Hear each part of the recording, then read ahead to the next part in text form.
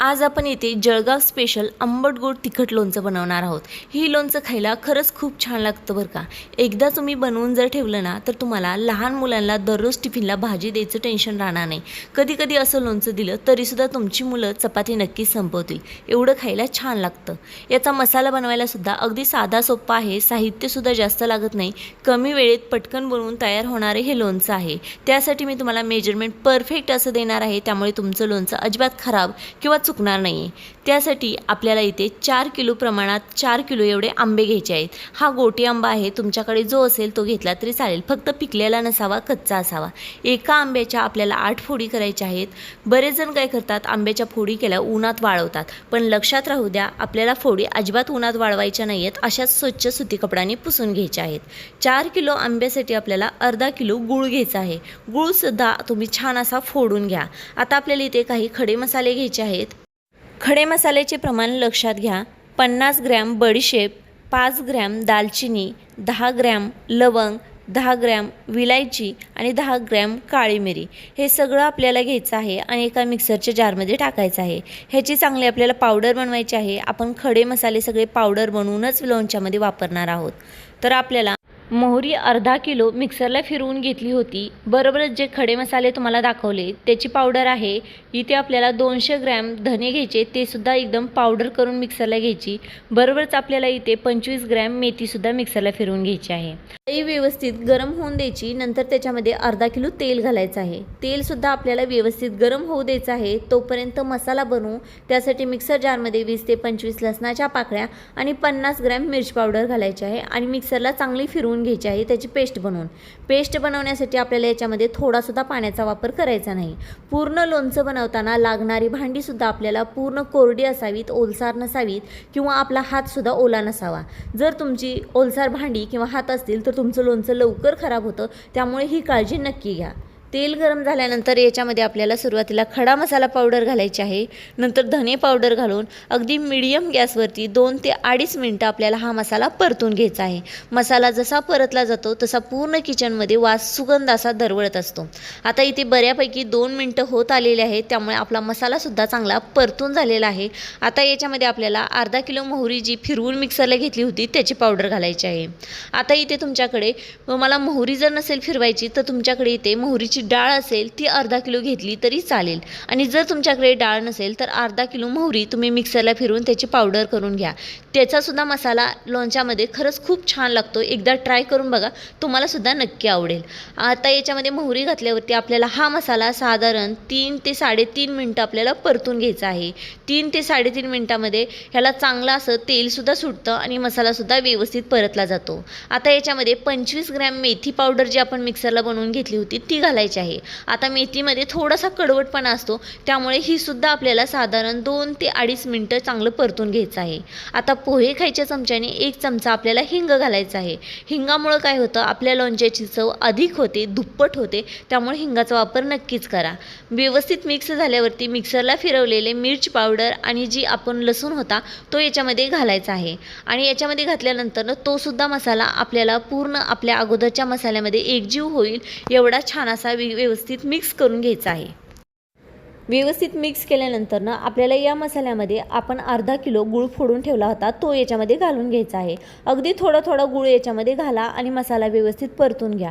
यामुळं काय होतं, गूळ घातला की या मसाल्याला पाणी सुटायला चालू होतं, त्यामुळे तुम्ही इथे गॅस थोडा फुल केला तरी चालेल, कारण इथं तुमचा मसाला अजिबात डागलणार नाही, कारण इथे गुळाने पाणी रिलीज करायला सुरू केलेलं आहे।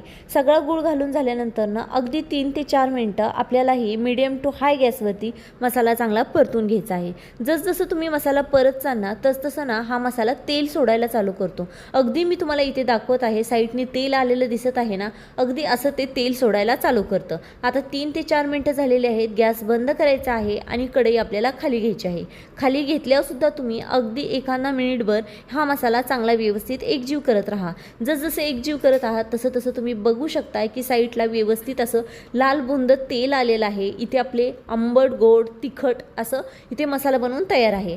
आता काय करायचं आहे, आपल्याला या मसाल्यामध्ये 75 ग्रॅम मिठाचा वापर करायचा आहे। 4 किलो आंब्यासाठी 75 ग्रॅम मीठ परफेक्ट प्रमाण आहे। आता इथे मसाला हलवायला येत नव्हता, त्यामुळे एका स्टीलच्या पाटीत काढून घेतलेला आहे। जर तुम्ही इथे ॲल्युमिनियमच्या पाटीचा वापर करसाल तर तुमच्या लोणचाला पांढरे डाग पडतील, आणि जर तुम्ही इथे ना लोखंडी भांड्याचा वापर करसाल तर तुमचं लोणचं काळं पडेल। त्यामुळे शक्य तितकं तुम्ही स्टीलच्या भांड्यांचाच वापर करा, ही गोष्ट कायम लक्षात राहू द्या। आता काय करायचं, सगळा मसाला काढल्यानंतर याच्यामध्ये आपल्याला 25 ग्रॅम हळद घालायची आहे। आपण हळदीचा वापर कुठेही अगोदर केलेला नाहीये। जर तुम्ही इथे फोडणीत हळद वापरली असती तर तुमचा मसाला जास्त काळा पडला असता। त्यामुळे ना आपण इथे सगळा मसाला थंड करायला काढल्यानंतर याच्यामध्ये 25 ग्रॅम हळद घालणार आहोत। हळद घातल्यानंतर ना हा मसाला पूर्ण हळदीमध्ये एकजीव करायचा आहे, कारण इथे सुद्धा आपला मसाला बऱ्यापैकी गरम आहे, त्यामुळे हळद पटकन या मसाल्यामध्ये व्यवस्थित मिक्स होऊन जाते। ही गोष्ट तुम्ही लक्षात राहू द्या, हळदीचा वापर अगोदर करायचा नाही।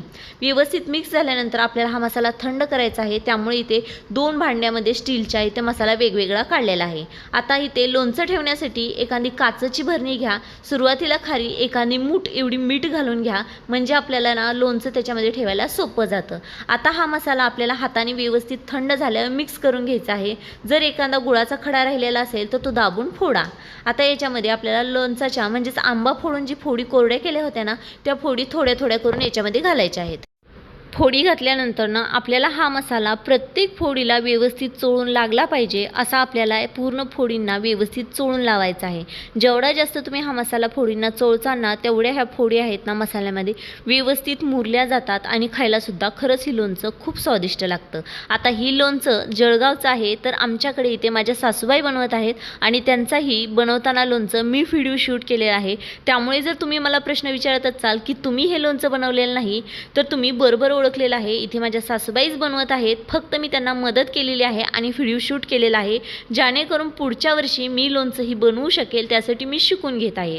तर आता या काचेच्या भरणीमध्ये खाली सुरुवातीला मीठ घातलं होतं, अगदी 1 मूठच एवढं मीठ घातलं होतं, आणि त्याच्यामध्ये जसं फोडींना मसाला लावला जातोय ना, तशा आपल्याला या भरणीमध्ये घालून घ्यायच्या आहेत। याच प्रोसेसने आपल्याला सगळ्या 4 किलो आंब्याच्या फोडींना व्यवस्थित चोळून असा मसाला लावायचा आहे।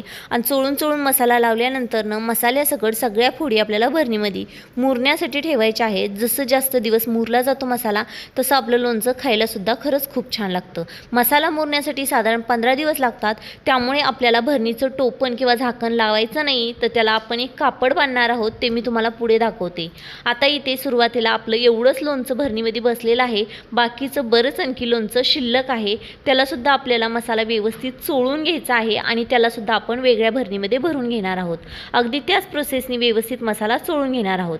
आता ह्या भरणीला सुती कापड कसं बांधायचं, तर अगदी आपल्याला असंच बांधून असंच उघडं 15 दिवस ठेवायचं आहे। फक्त दररोज सकाळी आपल्याला एकदा मसाला व्यवस्थित हलवून घ्यायचा आहे। हलवताना एक गोष्ट लक्षात ठेवायची, आपला हात ओला नसावा। 15 दिवसानंतर लोणचं तयार होतं, तुम्ही कशाबरोबरही खाऊ शकता।